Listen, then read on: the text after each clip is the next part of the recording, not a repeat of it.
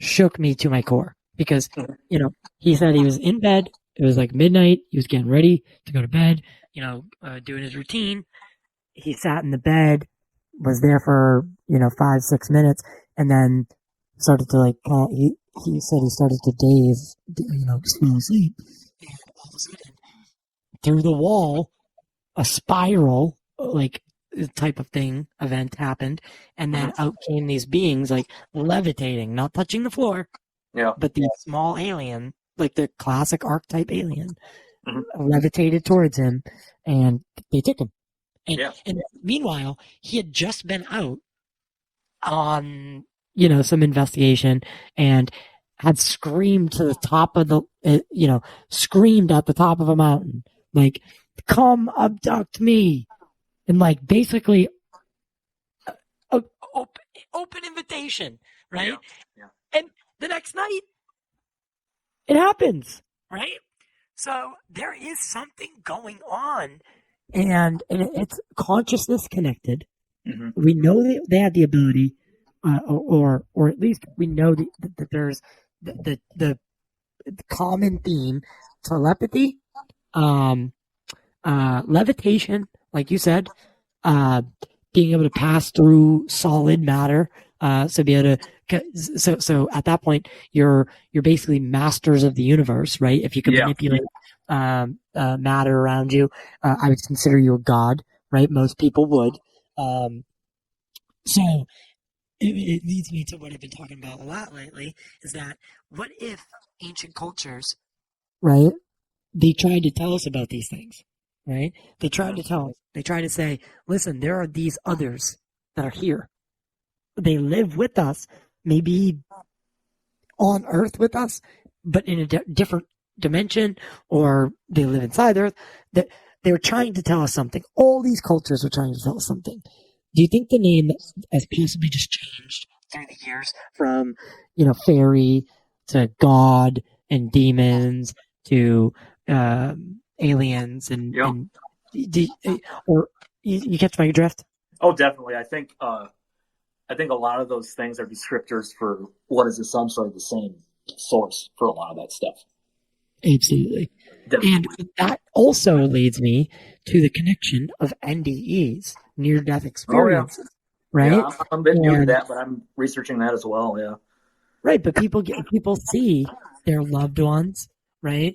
But others don't. They see aliens, or Mhm. what we would consider non-human intelligence. So they're either seeing spirits of their loved ones or aliens. So how is this? How is that possible? Unless the realm, the afterlife, or whatever we, want to dub it, whatever happens to us after we die, what if some of these beings are they have access to this realm? Yeah. It's not out of the box thinking here. I mean, it really isn't. It's you can see that there's clearly intelligent design to the universe, right? There's some Mhm. sort of intelligent design. I do not think that once we die, it's lights out, curtains drawn, black, right? Because a lot of people Oh, are yeah. like, oh, what happened before you? Do you remember before you were born? No, no. And I think the reason that we come out as the only mammal that isn't ready to at least fend for itself a bit is a bit telling in that sense. Why can't we remember things until we're like 5, 6 years old? Mhm. Um, Maybe wiping out the last one, like the as far last life. Oh yeah, yeah. I've heard of pre-birth experiences that are rare, where people remember the planning stage and this and that. But it's interesting you mentioned the NDE thing because I know these crypto terrestrials have prophetic technology, which is basically it's not necessarily a crystal ball that's perfect, but it calculates probabilities of outcomes. And I've read a lot of these NDEs that you get a life plan, and then also there's certain if somebody dies, sometimes they have access to a set of screens or events where they can change outcomes that would make their elemental body last longer. So there are definitely some similarities as far as calculating outcomes is concerned. um, but yeah, the whole NDE thing is I'm a bit newer to it, but I find it very interesting. Yeah, it's I mean, I highly, if you haven't already, watch Leslie Kean's series on Netflix, Mhm. um, Surviving Death, Yes. and then there's a new documentary called After or Life After Death. I don't know what it is. Watch both of them. They're they just they tell remarkable, it's almost overwhelming in a Yes. way, and it really like it'll put you back. It put me back, and it's pretty hard to do. It's for me to be jaw dropped, if you will.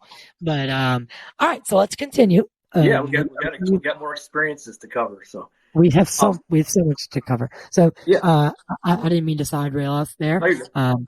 But yeah, so continue.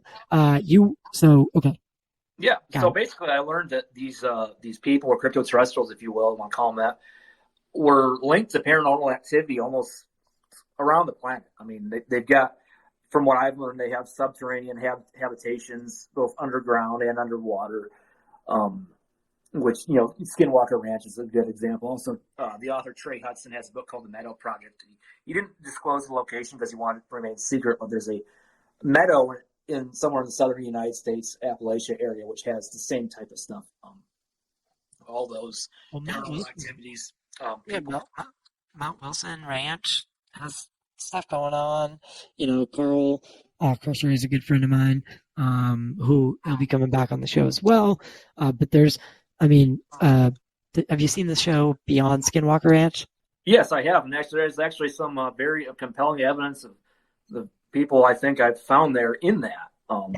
Yeah, very cool. Yeah. Yeah. So, I mean, there's these other hotspots that we're learning about, and it's like, wait, Skinwalker Ranch might just be the surface, Yeah, it right? could just be a piece of what's everywhere, just in one spot. Right, Yeah, right. And that's why I love this topic because it's just, even if disclosure happened tomorrow, uh, people ask, what would you do? Would you shut the show down? No. yeah. Then the questions really start, Oh right? yeah, for sure. But so these crypto terrestrials, so I am actually not as well versed in the crypto terrestrial hypothesis and the theory. Mhm. So crypto terrestrial, now that does include Bigfoot, right? I mean, technically, yeah, it does. I mean, I've learned a little bit about Bigfoot, but I've known or heard cases of where he or she has been reportedly scooped in and out of UFOs before. So I think Bigfoot may or may not have a Oh, relation to this. yeah. What if it's a prison for them, right? Yeah, yeah. A lot of people have thrown that around. What if it's, they get brought here to do research, and we just, because of what they look like, we assume that they're a monster, right? Like, because we've been so embedded in Frankenstein style, you know, storybooks.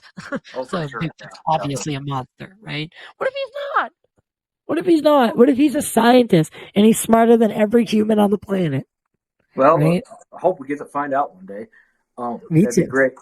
Me too. Um, so, anywho, I want to get to at least two of these more recent experiences because there's been a handful, but so my first one after the 2018 event was it was early 2021, and I had learned about CE5, which is basically it's a type it's almost like a transcendental type of meditation, really. If people are familiar with that, but we sent out a mantra. I was reaching out to these specific group of people that experiencer Ryan Musgrave Evans calls the Magina. There's a whole loaded story behind that name, but we can talk about that later. But then there's a glyph that he and a few other experiencers have that symbolizes Orion's belt, because in their timeline, their dimension, they settle in Orion's belt, and you could think of it as time travel, but I don't really like to look at it that way because it's like a separate universe where they are a Homo sapien descendant that's roughly 52,000 years ahead. Earth had problems, so a couple factions went off to different parts of the galaxy. But anywho, so I visualized this glyph in my head and kind of did the, kind of similar Stephen Greer protocol where you visualize your region geographically and you zoom in and zoom out to space. And as far as Like the you go, Google, like the Google Earth feature, yeah, like try to you imitate. kind of like you pinpoint yourself. You kind of try to imitate it. And so I did that for, like I said, this is early 2021. I did that for about 5-6 minutes, and then I felt a mental shift, like something I wasn't entirely in control of myself, like something had hacked me. And then, and this when I say mind's eye, it was my eyes were closed, but I could see color images, not just imaginary, but color images of their faces, and they're very angular, kind of like an exaggerated Reese Witherspoon, big blue eyes, humanoid, but like a bit different. And there's like 5 faces that flashed in sequence. Some were more masculine, some were more feminine, some had even different hairstyles, which is kind of funny because these people actually, when they walk amongst humans, sometimes they'll wear wigs because they generally they have some hair. It's kind of thin blonde hair. It's not very substantial, but so I saw these color images of these 5 faces flash in my head, and I was just like, I was a spectator at that point. I had no control of what was coming in. And then a woman started talking, and it was coming out of my right side, and she was giving me an instruction. I couldn't quite make it out. She said, "Do not do this. Do not hesitate." Something. I think in hindsight, she was telling me to calm down because it was really, as the experience carried on, it kept getting scarier and scarier. And then I was like, I can't take it anymore. I started to resist. Her voice became garbled, like almost like RF interference, like a staticky TV.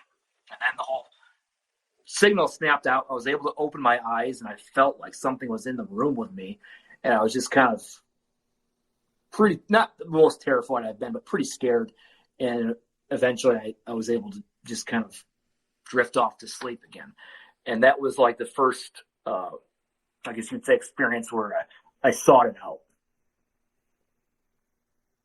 Yeah. And there's more, but if you want to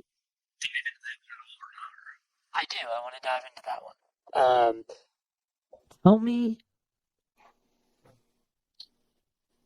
Tell me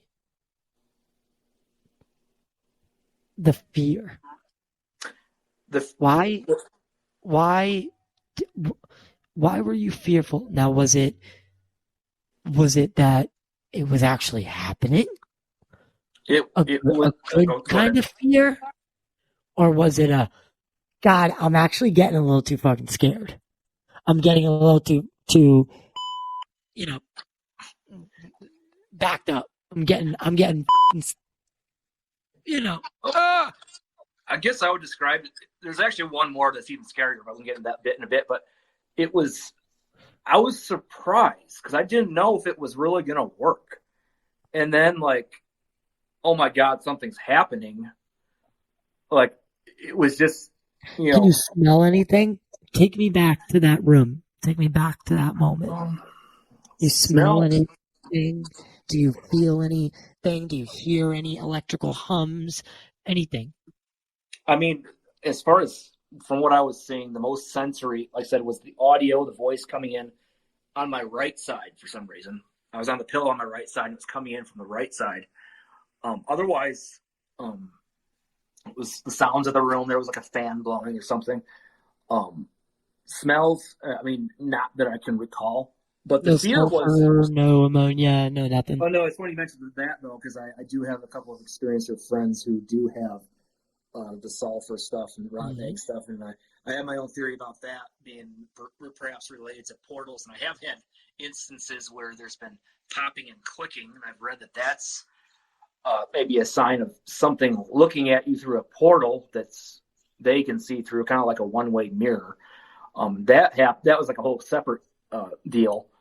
But we can get into it. We can get into that. But all right. So there's something in the room with you, right? Yeah. You feel tremendous fear for whatever reason. Yeah, I think it was just, oh my God.